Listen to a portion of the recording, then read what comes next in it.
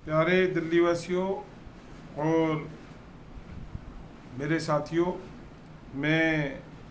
अपना कुछ अनुभव आपसे आज साझा करूंगा।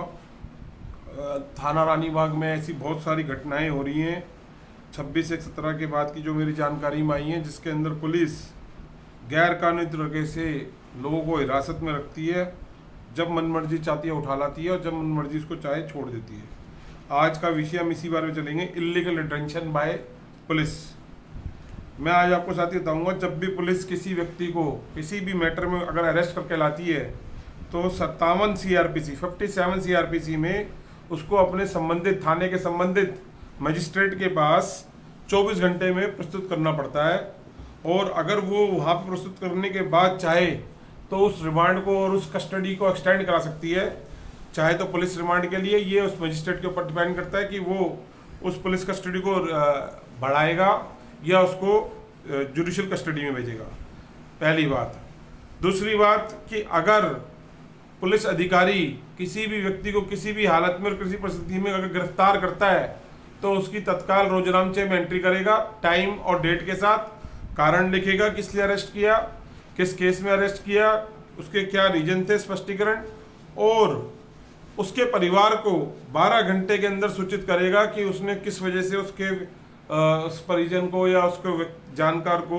अरेस्ट किया है, और उसकी सूचना देगा। और अगर कोई एफआईआर दर्ज है उसके खिलाफ तो उस एफआईआर की कॉपी भी वो फ्री में प्रोवाइड करेगा। ऐसा साथियों, आदरणीय सर्वोच्च न्यायालय की एक जजमेंट है DK Basu versus state of West Bengal 1996 की, उसके अंदर ये बात लिखी हुई है, स्पष्ट निर्देश है इसके अंदर कि पुलिस मनमानी नहीं कर सकती। जबकि ऐसा ही एक विषय, ऐसे एक नहीं कई विषय है मेरे पास जिसके अंदर पुलिस ने कई लोगों को गैर कानूनी हिरासत के अंदर रखा। जैसे अभी 24/1/18 का एक विषय है, जब एक व्यक्ति को 1:29 पे उसके घर के अंदर पुलिस वाले घुस के उठा के सरकारी जीप से उठा के थाने में लिया है और गलत डीडी एंट्रियां बनाई, जो कि कई आईपीसी सीपीसी और सेक्शनों में आधार था, 166 आईपीसी 67 आईपीसी में। और उसके बाद 25/1/18 को रोहिणी कोर्ट न्यायालय के अंदर उसको जब पेश किया गया तो 4 साढ़े 4 बजे, यानी कि बात स्पष्ट क्लियर है कि 24 घंटे से ज़्यादा पुलिस की कस्टडी हो चुकी थी, लेकिन आज तक इनके खिलाफ कोई कार्रवाई नहीं हुई और पुलिस ने भी ये बात आज तक छुपाए रखी। जबकि सीडीआर जीपीएस लोकेशन से ये बिल्कुल साफ साफ वेरिफिकेशन हो सकता था कि पुलिस ने DK Basu versus state of West Bengal आदरणीय सर्वोच्च न्यायालय की जजमेंट का वायलेशन किया, दिशा निर्देश का वायलेशन किया, 24 घंटे से ज़्यादा कस्टडी में रखा। दूसरा, उन्होंने 12 घंटे तक परिवार को सूचित नहीं किया कि किस केस के अंदर उसके परिवार के मेंबर को उन्होंने अरेस्ट किया है या कहाँ रखा है, किस कस्टडी में रखा है, किस एफआईआर में किया है, इसकी भी कोई जानकारी नहीं दी। जबकि थाने से ही 17 के लगभग कॉलें करी गई उनके एडवोकेट और नियर के द्वारा। अभी हाल ही में रानीबाग में 209/20 एक एफआईआर कहीं हमारी जानकारी में आई, एक प्रसिद्ध समाजसेवी श्री अजय अग्रवाल जी के द्वारा, जिसके अंदर 5:30 बजे पुलिस ने एक व्यक्ति को ए ब्लॉक सरस्वती डीडीए मार्केट के पार्क से उठा लिया और रानीबाग थाने में रखा हुआ था, 2nd फ्लोर बैरक में, और डीडी एंट्री एक फर्जी मैनिपुलेट करी, सरकारी संसाधनों का इस्तेमाल गलत किया, सरकारी वर्दी का, दिल्ली पुलिस की गरिमा खराब करी और एक एफआईआर उसके ऊपर बना दी 188 की। और बाद में जब उसके ऊपर समाज सेवी ने प्रयास किया आवाज़ उठाने का तो उन्होंने उससे कंप्लेंट ही विड्रॉ करा दी कि मैं कोई कानूनी कार्रवाई नहीं चाहता। लेकिन ये एक अलग अपराध है जो कि पुलिस ने सरकारी वर्दी में रह के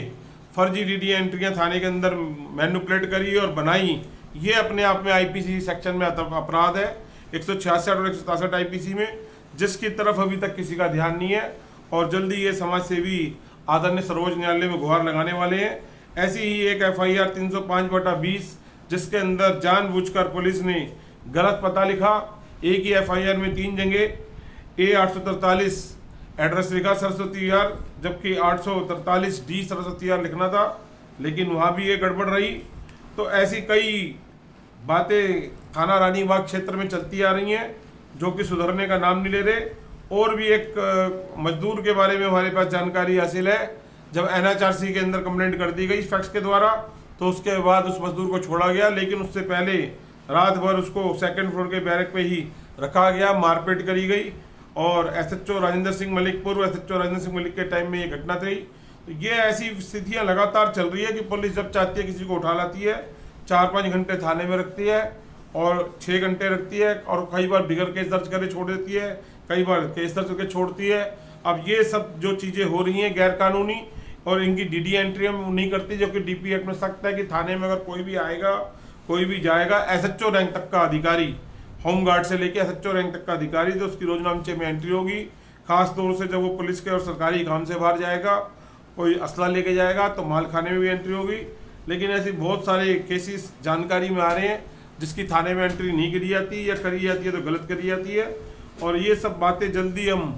उच्च न्यायालय में रखने वाले हैं, और कई लोग मिलकर इस बारे में एक ज्वाइंट रेट PIL फाइल करने वाले हैं, और बहुत सारी FIR की एक जांच CBI के द्वारा करवाने की मांग रखेंगे। आदरणीय गृह मंत्री श्री अमित शाह जी के से भी हमारी ये प्रार्थना रहेगी कि वो इसके अंदर संज्ञान लें।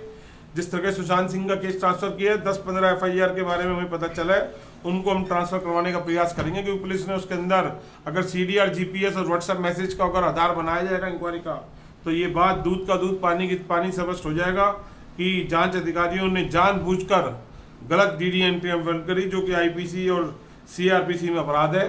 और DP एक्ट के हिसाब से भी अपराध है। जल्दी इसकी तैयारी चल रही है, और जल्दी अब न्यायालय का रास्ता कोविड-19 अब लगभग थोड़ी रिलैक्सेशन मिलनी शुरू हुई है, जल्दी ये बात आ जाएगी। और इसी के साथ मैं शब्दावली ग्रंथों और रोहिणी कोर्ट बार एसोसिएशन के भी उन सभी अधिवक्ताओं का धन्यवाद करता हूँ, खास तौर से ex president Inder Singh Sarova ji, advocate Mohini Mona ji, Rajveer Malik ji, ex president vice president Rohini court bar association के, advocate DS Kumar, advocate Naresh Kumar ji, advocate Vikram Agarwal, advocate Vikas Gupta ji, और बहुत सारे एडवोकेट लोकेश गोयल, एडवोकेट खुश शर्मा जी। एक बहुत लंबी कड़ी है, ऐसे 50-40 एडवोकेट से लगातार संपर्क करने के बाद, ऑब्जर्व करने के बाद ये जानकारियाँ हासिल करी, और मैं आज आपके सामने साझा कर रहा हूँ। ये उन एडवोकेट्स के लिए भी एक अच्छा रहेगा कि जो नए होते हैं, और विक्टिम्स के लिए भी एक वो जानकारी रहेगी कि किस तरीके से वो जल्दी से जल्दी, अगर कोई पुलिस अधिकारी उनके साथ गैर कानूनी या इलीगल डिटेंशन में रखता है, और अगर इसको सर्वोच्च न्यायालय की दिशा निर्देश का